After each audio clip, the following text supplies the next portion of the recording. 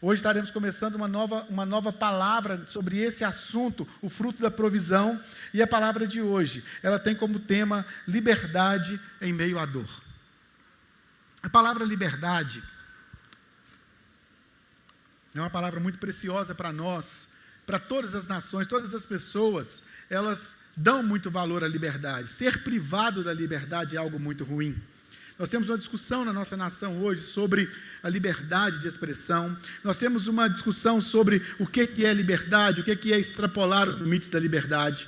Mas nós, como nação, somos um país que temos a cultura da liberdade e nós não somos um país dado a guerras, que são momentos muito limitantes de liberdade. Os momentos de guerra são momentos complicados, mas não é a nossa cultura de nação. Porém, com os avanços tecnológicos, a velocidade da comunicação, a guerra parece que cada dia está chegando mais perto de nós e nós podemos ver as dores que acontecem para as pessoas que vivem com a sua liberdade privada, com a sua liberdade sendo tolhida. E hoje eu quero falar sobre um assunto que parece muito longe de nós, mas nós temos vivido isso mais perto do que às vezes imaginamos, que é como prosperar mesmo passando por um momento de dor, ou na dor. Essa liberdade dentro da dor. E eu queria falar sobre, nós vamos ler um texto que fala sobre exílio.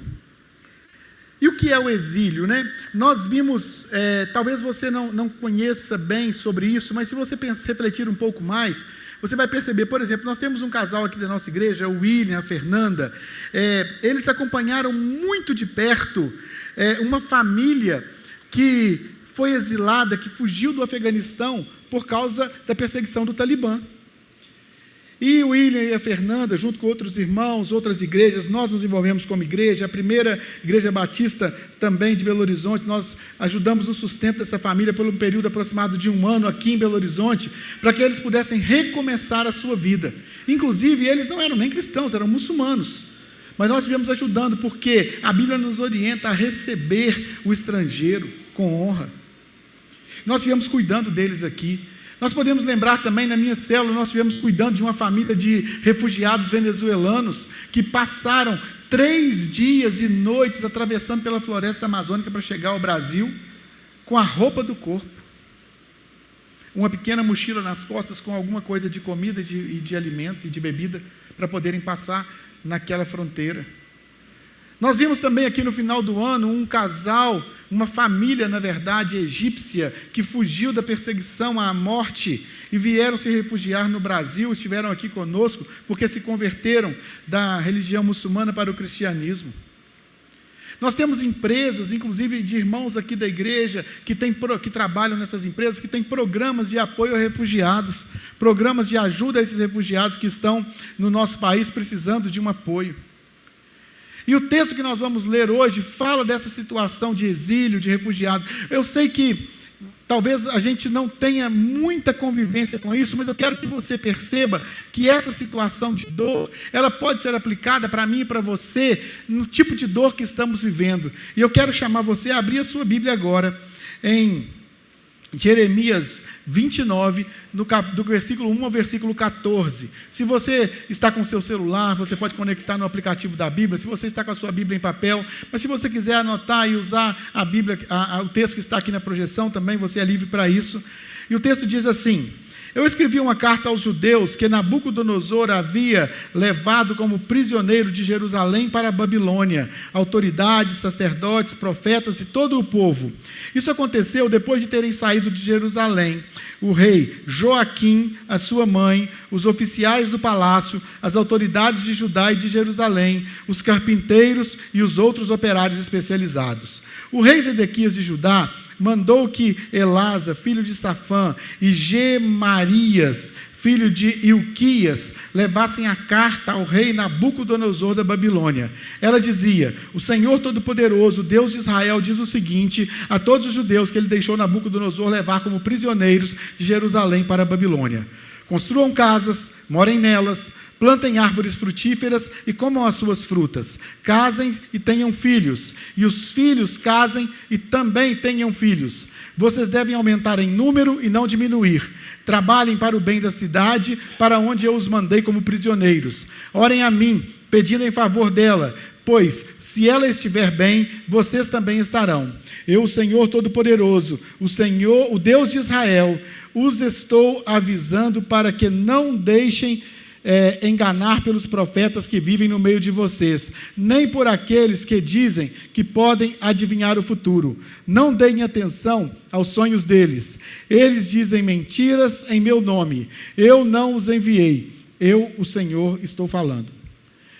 Versículo 10, o Senhor Deus diz ainda: quando os 70 anos da Babilônia passarem, eu mostrarei que me interesso por vocês e cumprirei a minha promessa para trazê-los de volta à pátria. O versículo 11, você pode ler esse versículo junto comigo?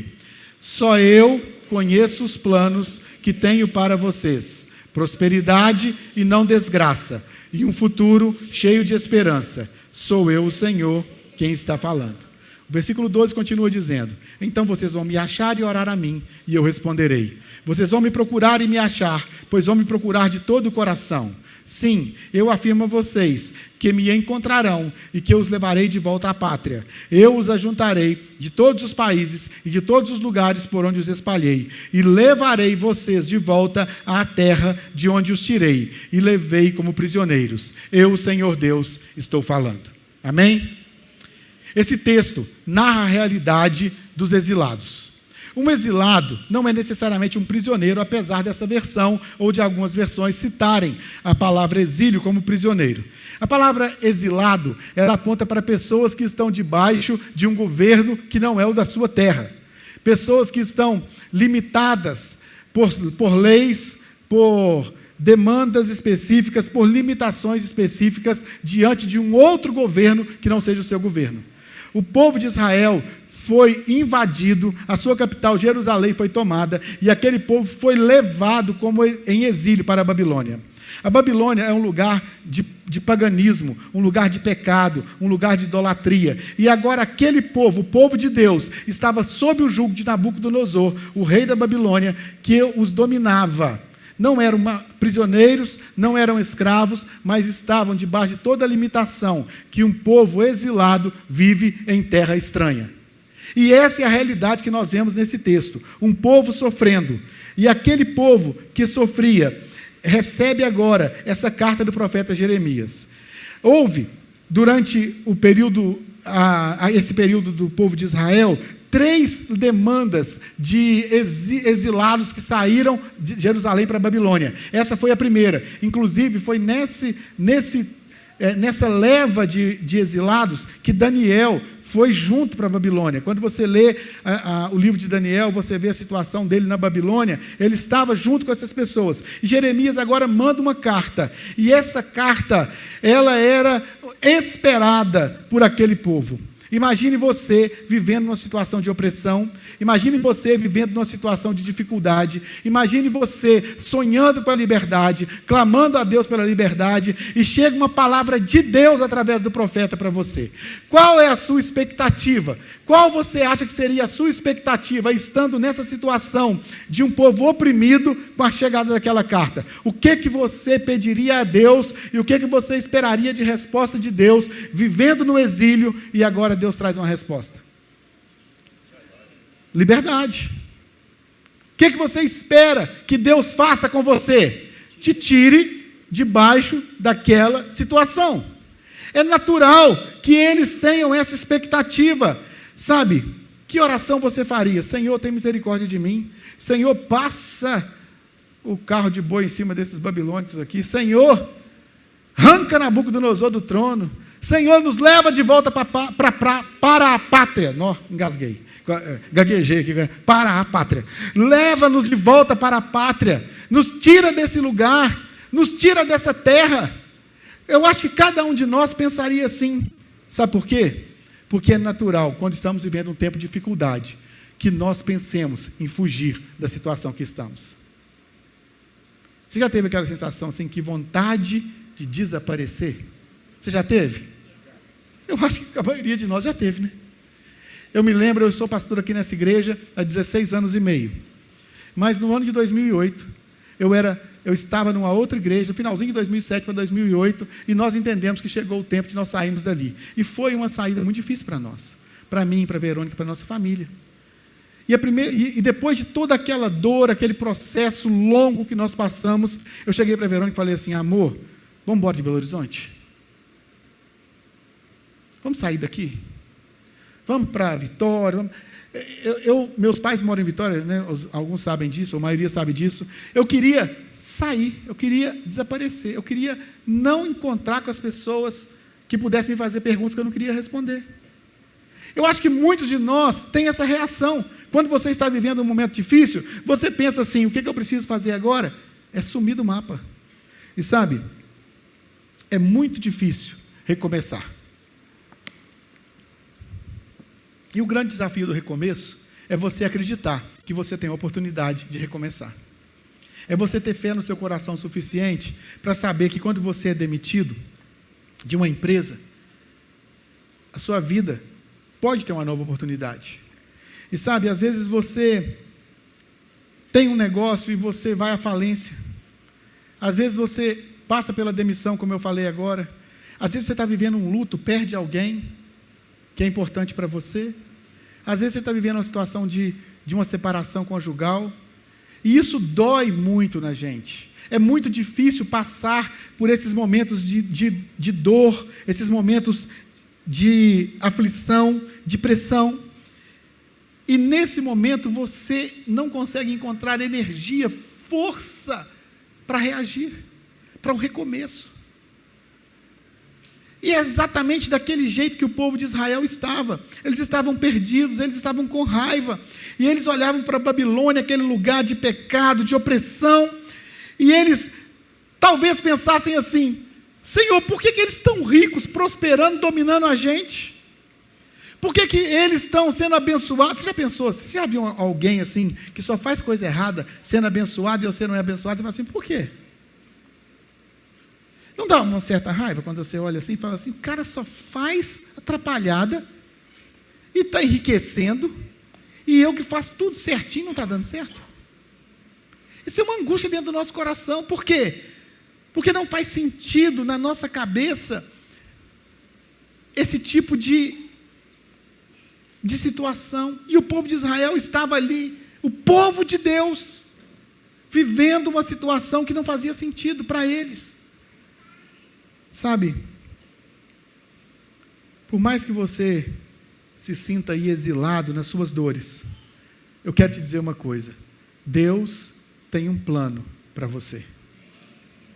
E eu quero que você releia, já que lemos juntos o versículo 11, comigo, mais uma vez o texto. Ele diz assim: só eu...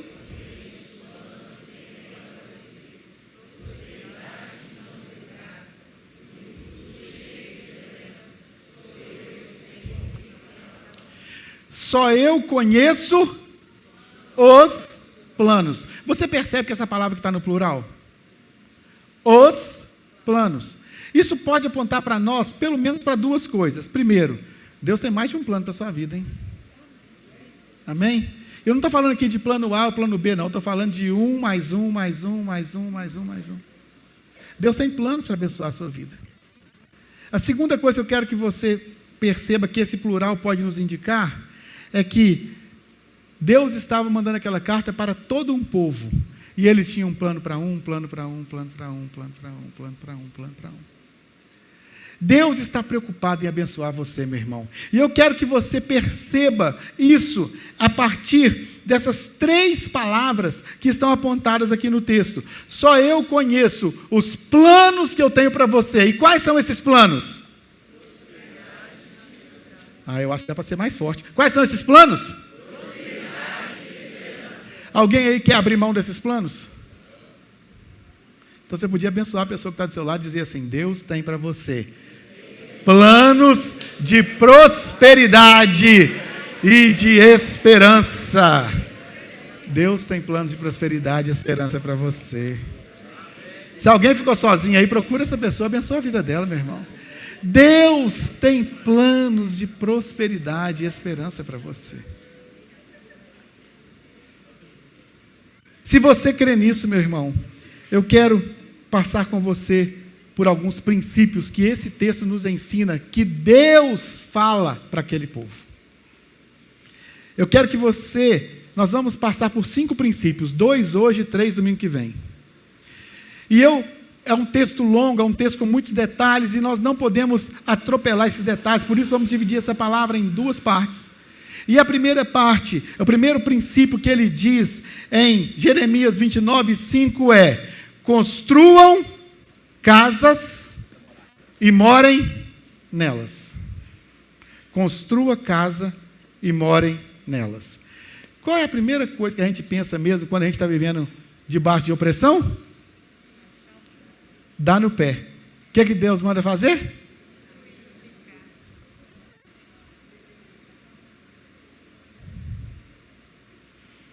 Eu fico pensando, quando você pensa, veja só, o povo de Israel sendo oprimido por um povo estrangeiro, sofrendo debaixo da opressão, me leva na hora na cabeça para o Egito. Quantos anos o povo de Israel ficou escravo no Egito? 430 anos. Quando o povo de Israel como foi que o povo de Israel recebeu a bênção de sair debaixo daquela situação? Deus tirou o povo de Israel do Egito e levou-os para a terra prometida.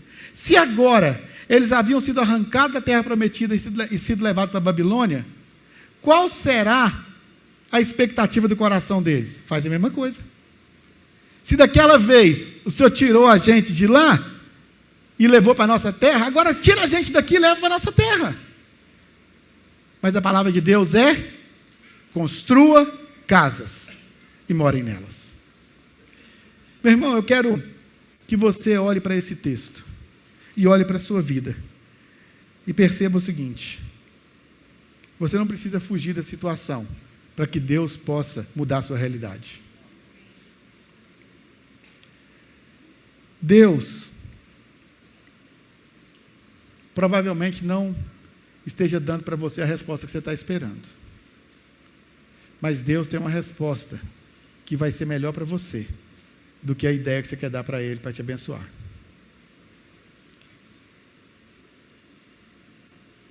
Talvez você esteja vivendo hoje um tempo difícil no seu trabalho. Pastor, você não imagina, pastor. Ora para arrumar um emprego novo. Que povo é doido, pastor.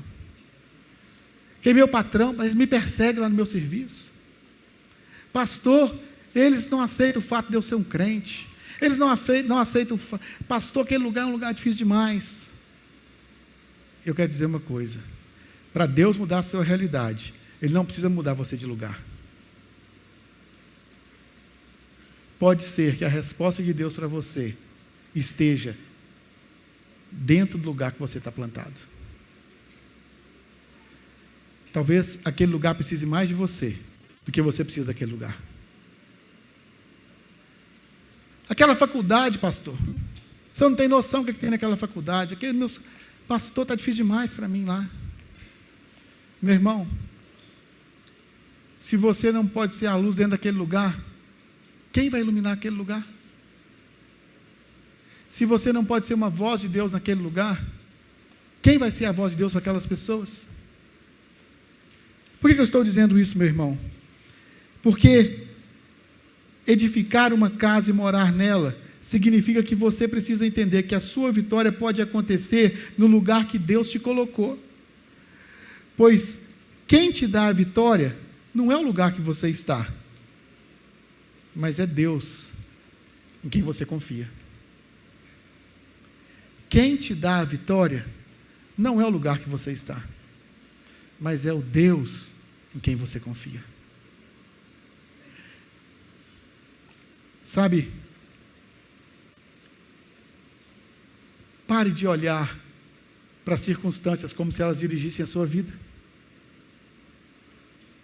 O fato de você estar sofrendo não quer dizer que você não está vivendo os planos de Deus para você. Deus nunca prometeu para nós que não teríamos sofrimento, pelo contrário. Ele disse: no mundo tereis aflições. Pare de ficar esperando que o passado se repita. Liberta a gente, tira a gente do Egito. Pare de pensar que Deus tem que fazer do mesmo jeito que Ele já fez, ou comparando com o jeito que Ele fez com outra pessoa. Pare de pensar: só no dia que eu sair daqui, só no dia que eu sair desse casamento, só no dia que eu sair desse... Meu irmão, Deus pode mudar a história do seu casamento. Deus pode mudar a história da sua vida, sem você ter que sair dele. E eu quero te dizer sinceramente que eu acredito que esse é o propósito de Deus para você.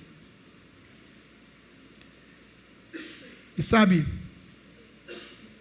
às vezes nós estamos apoiados, tão apoiados, numa expectativa externa, que esquecemos que a grande mudança que tem que acontecer é dentro do nosso coração.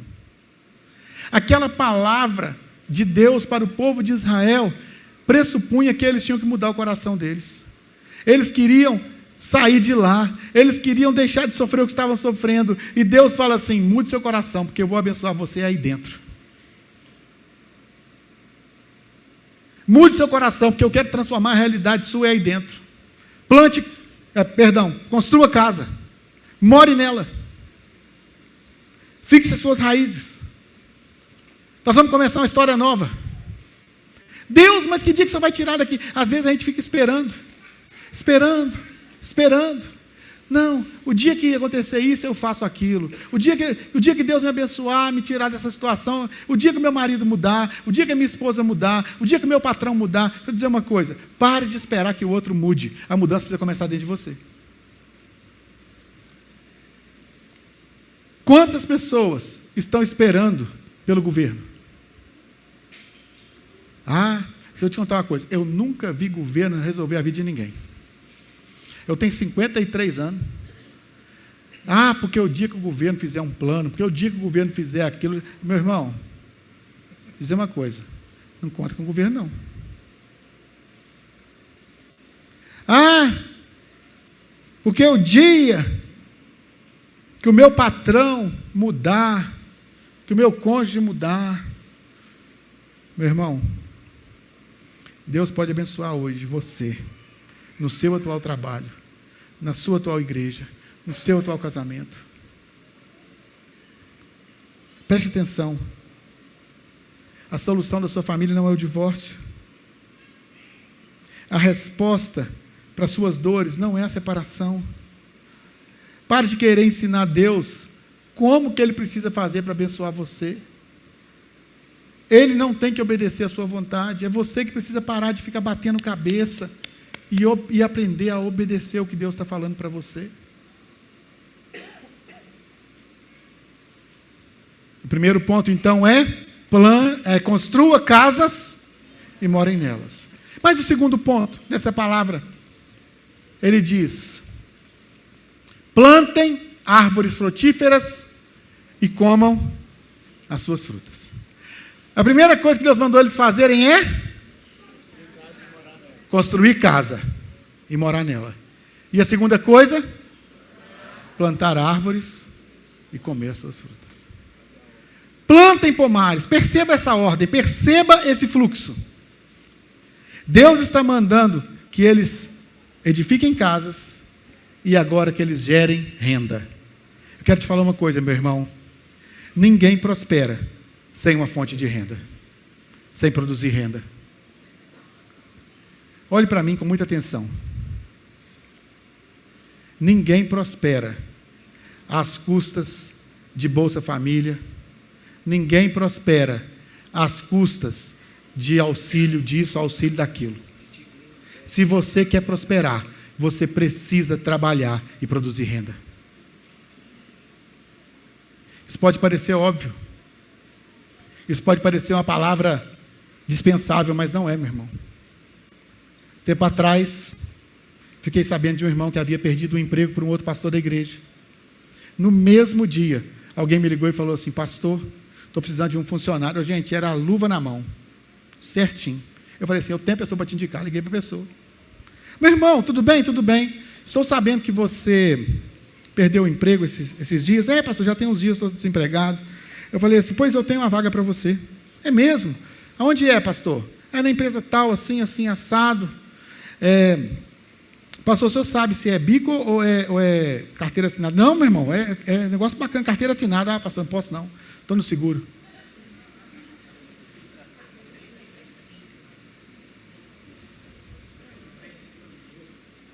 Meu irmão, deixa eu te falar uma coisa.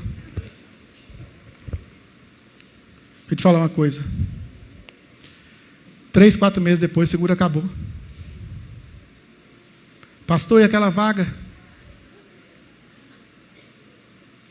3 meses depois?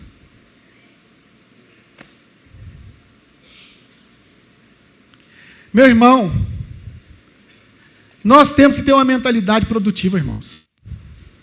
Nós temos que ter uma mentalidade capacitadora. Nós precisamos olhar para as nossas demandas, irmãos, e saber que o Senhor, Ele quer nos abençoar, e a bênção do Senhor, ela parte de trabalho. Nós temos que trabalhar, nós temos que produzir, meus irmãos. Mas sabe, parece que quando você está vivendo um momento difícil, um momento assim que você está debaixo dessa pressão e dessa opressão, as suas ideias talvez ficam meio travadas. Eu quero dizer para você, meu irmão, Deus, Ele está querendo abençoar você, mas Ele não vai abençoar você fazendo com que jorrem moedinhas de ouro na calha da chuva da sua casa, não. Ele quer te abençoar te dando trabalho, te dando renda, prosperidade, meu irmão. Pastor, porque você não precisa do auxílio. Para com isso, meu irmão. Deus quer abençoar você para que você prospere. Não pare de trabalhar. Se você está desempregado, o seu trabalho é procurar emprego. Não se contente em viver desses auxílios governamentais. Deus tem muito mais para você do que isso. Deus tem muito mais. E eu, quando olho esse texto, eu vejo que o texto diz: plantem árvores e o quê? Comam o quê? Os frutos de onde? Das árvores que você plantou. Sabe o que significa isso? Processo. Não é assim. Você planta e você colhe do fruto do seu trabalho. Ou seja, meu irmão, o seu trabalho necessariamente precisa produzir recursos para que você viva. Ou seja, se o seu trabalho não está sustentando você, você precisa estar atento, porque isso é um sinal de que você precisa construir uma nova oportunidade de trabalho na sua vida. Você, sabe, irmãos, às vezes, a gente caminha tanto tempo num mesmo trabalho, e passa-se o tempo, e aquele trabalho deixa de gerar renda. Ele deixa de ser um trabalho que, de fato, faz diferença financeira na sua vida, mas por causa de eu vou chamar aqui de orgulho, e de fato eu acredito que existe uma raiz de orgulho nisso, você não quer abrir mão daquilo, você não quer migrar de carreira, você não quer investir numa nova oportunidade, porque o que vão pensar se você fechar aquele negócio? Você vai deixar de ser um empresário para ser um funcionário? Você vai deixar isso para ser aquilo? O que vão pensar se você precisar vender seu carro para você começar uma coisa nova? Como é que vão pensar se você andar de ônibus, se você andar de Uber? Meu irmão, para com isso. Se o trabalho não está produzindo, você não tem que continuar naquele trabalho que não te está dando renda suficiente para você viver. Sabe por quê, irmãos? Porque a aparência não paga conta. Sabe por quê, irmãos? Porque nós precisamos ter os nossos orçamentos claros no nosso papel, na nossa folha. Sabe, eu conheço algumas pessoas que, quando chega a fatura do cartão de crédito, elas colocam aquela fatura assim, e elas passam uns 3 dias criando coragem para abrir.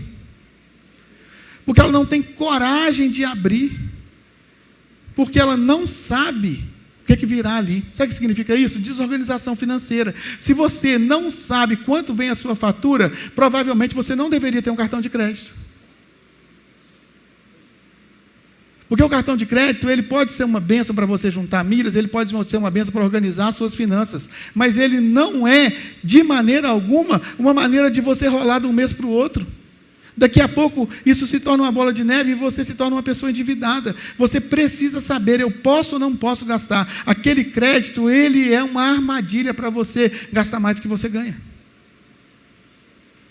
Seja organizado financeiramente, porque você precisa plantar e você precisa colher e comer do fruto a partir daquilo que você plantou.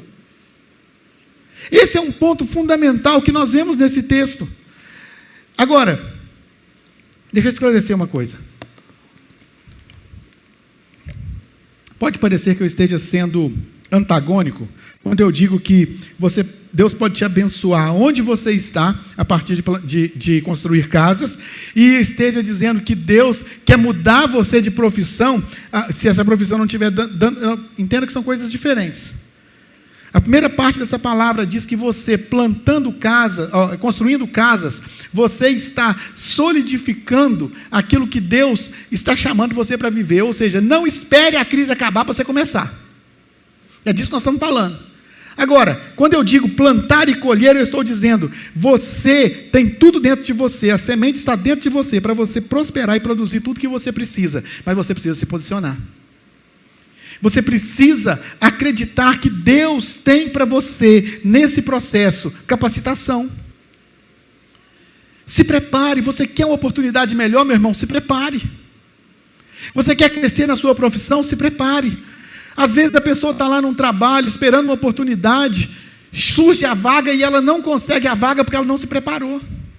Esses dias eu estava conversando com um empresário, ele disse que comprou para a igreja dele, para a empresa dele, ele disse que comprou para a empresa dele uma plataforma, que é uma plataforma na área de finanças, uma empresa na área de finanças, e essa plataforma de gestão, ela vinha com muitos cursos, embutidos na plataforma, e ele disponibilizou esse curso na área de finanças para todos os seus funcionários. O funcionário falava assim, mas que hora que eu vou fazer isso?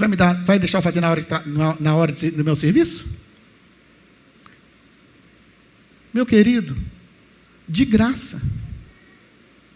Eu posso fazer na hora do meu expediente? Meu irmão, não é... Ele estava dando o trabalho, aqueles cursos iam dar certificação e eram reconhecidos pela categoria da classe, dentro do conselho, e a pessoa queria saber se ela ia poder estudar no horário do expediente dela, de graça. Quantos cursos nós temos de graça na internet e nós estamos vendo as pessoas deixando de se capacitar e o mercado está carente de profissionais capacitados? As empresas estão precisando de pessoas e as pessoas não estão prontas para servir as empresas porque não estão buscando se capacitar para suas áreas. Sabe? Isso tem a ver também com a capacitação da nossa vida pessoal.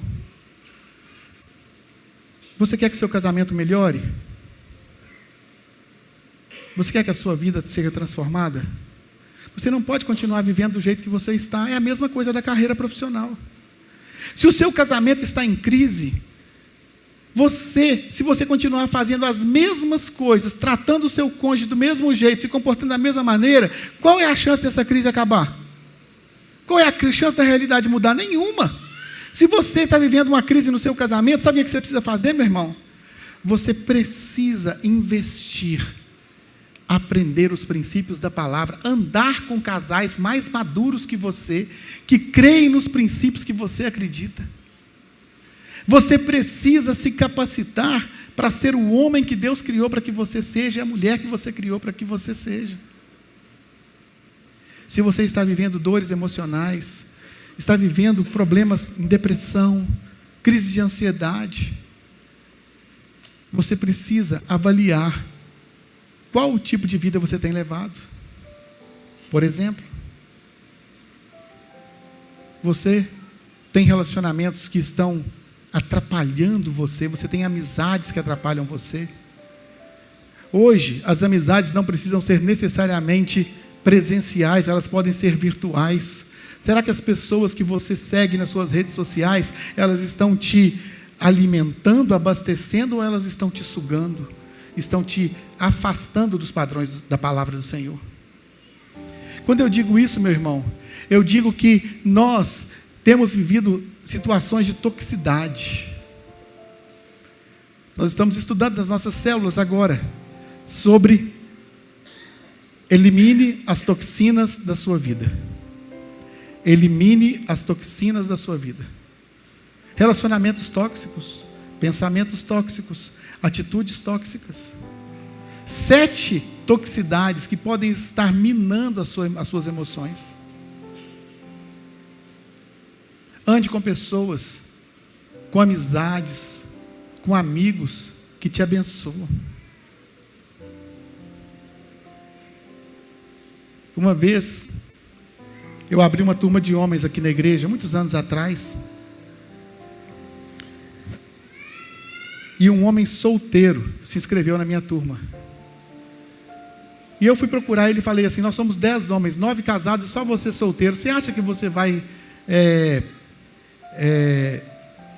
ser bom esse curso com só você solteiro? Problemas muito diferentes de homens casados e só você solteiro. Ele falou assim: pastor, eu preciso andar com homens casados, porque eu me caso daqui um ano e pouco, e eu preciso aprender a como me comportar, porque eu não tive uma boa referência paterna para saber como um marido se comporta.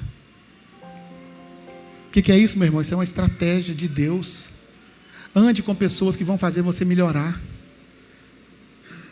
Mas não fique só se ajuntando com pessoas que estão...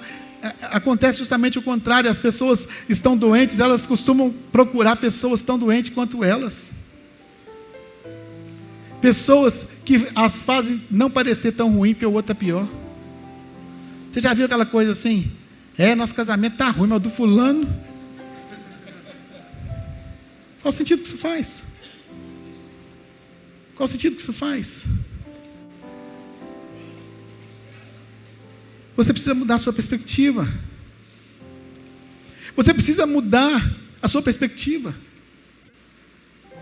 Ande com pessoas. Esteja numa célula. Eu quero pedir aos líderes de célula aqui presentes para ficarem de pé, por favor. Todos os líderes de célula aqui presentes. Nós tivemos de manhã aqui muitos líderes de célula. Nós temos agora à noite aqui muitos líderes de célula. Amanda, fica de pé, Amanda. Terça-feira, 20 horas, no bairro Heliópolis. Você precisa de uma célula? Está aqui na casa da Amanda. Jailson, aqui no bairro Arão Reis, quinta-feira, 20 horas. Marquinhos e Paola, terça-feira, 20 horas, aqui na rua, em frente à igreja, do outro lado da rua ali. Né? Isaías e Jordânia, qual bairro? São Gabriel, 20 horas, quinta-feira. 20 horas, terça-feira. 20 horas, terça-feira. 20 horas, terça. Terça, 20. Olha só, irmãos. Ali em cima, ó, nós temos célula segunda, terça, quarta, quinta. Tem, todo dia tem. Nós precisamos que você olhe para essa realidade, meu irmão. Nós temos uma célula aqui com 18 irmãzinhas da terceira idade, coisa mais linda. Nós temos células de jovens, de adolescentes. Pode sentar, queridos líderes. Você quer eliminar toxicidades da sua vida? Ande com pessoas que estão buscando o mesmo que você. Mude sua perspectiva. Mude a sua forma de enxergar as coisas. Sabe por quê, meu irmão? Porque o texto diz... Nós já lemos e relemos e vamos ler mais uma vez. Só eu conheço os planos que tenho para vocês. Prosperidade e não desgraça. E um futuro cheio de esperança. Sou eu, o Senhor, quem está falando. Você quer viver prosperidade? Você quer viver um futuro cheio de esperança? Mas preste atenção, o versículo ele continua aqui nos versículos 12 e 13. Então vocês vão me chamar e orar a mim e eu responderei. Mas veja o versículo 13. Vocês vão me procurar e me achar, pois vão me procurar, vamos ler o versículo 13?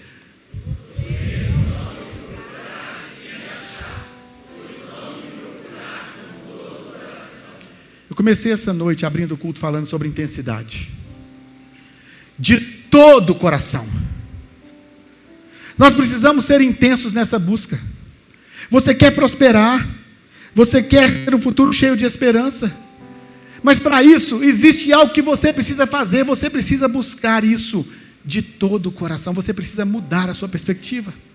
Você precisa enxergar as coisas de uma outra forma, por um outro ângulo.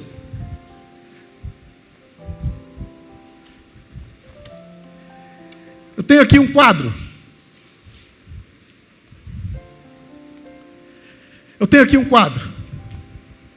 Rose, você pode fazer o favor de ser uma voluntária aqui?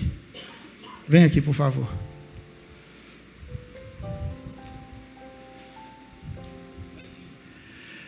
Esse quadro, se você estiver aqui nesse ângulo, você vai ver cavalete, você vai ver tela em branco, você vai ver estrutura, mas você não vai ver o quadro. Por quê? Porque ela está olhando da perspectiva errada. Rose, você precisa melhorar a sua perspectiva. Você precisa olhar como Deus está te chamando para olhar. Deus quer mudar a sua história. Você precisa buscar a Deus. Você precisa andar. E você anda mais um pouco. Mas não é mais um pouco, Rose. É de todo o coração. Não adianta você... eu comecei a ir na igreja, pastor. Eu comecei a ler a Bíblia. Eu já estou orando. Ótimo, Rose, é isso mesmo, assim é a caminhada. Mas você precisa mudar a sua perspectiva completamente. Porque se você quer enxergar esse quadro da perspectiva correta, não é o quadro que vai mudar de lado, é você que vai mudar de perspectiva. Sabe, meu irmão, esse quadro é uma foto dos meus netos. Para mim é uma obra de arte. Talvez para você, certamente, não tenha o mesmo peso. Mas os planos de Deus para mim são a minha obra de arte. Os planos de Deus para você, pode dizer, Rose, obrigado, são a sua obra de arte. Eu preciso que você enxergue que Deus quer transformar a sua perspectiva. Ele não vai mudar o que Ele diz, os valores e os ensinos dEle, para que você possa enxergar. Não é Deus que vai se adaptar a você, é você que precisa se adaptar, é você que precisa mudar, é você que precisa enxergar a necessidade de ser transformado. Se você está precisando de um apoio emocional profissional, meu irmão, você vai ter que buscar isso. Se você está precisando de um apoio para o seu casamento, você tem que buscar isso. Mas é buscar de todo o coração. Se você quer mudar a sua realidade, você precisa buscar de todo o coração. Amém?